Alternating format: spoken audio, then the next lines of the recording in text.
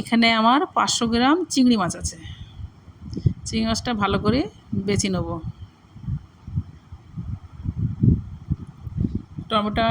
টমেটোটা আমি কুচিয়ে নিচ্ছি।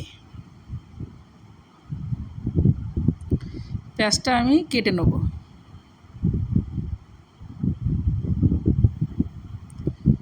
রসুনটা আমি ছাড়িয়ে নিচ্ছি।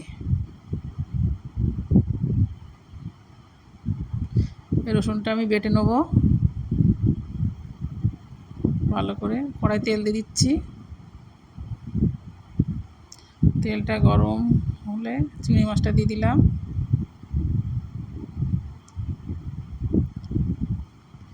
চিংড়ি মাছটা বেশি ভাজলে হবে না, অল্প ভাজা তুলে নিতে হবে।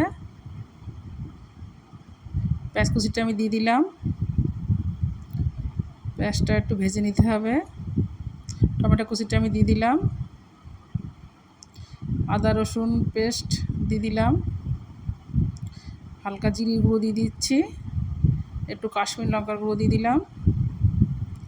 এর মশলাটা ভালো করে কষে নিতে হবে। নুনটা আমি দিয়ে দিচ্ছি। একটু হলুদ দিয়ে দিচ্ছি। হাফ বাটি মতো জল দিয়ে দিচ্ছি। ভালো করে একটু কষে নেবো। এবার চিংড়ি মাছগুলো আমি দিয়ে দিচ্ছি।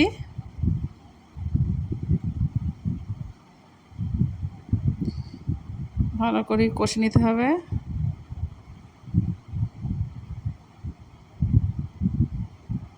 একটু গরম মশলার গুঁড়ো দিয়ে দিচ্ছি।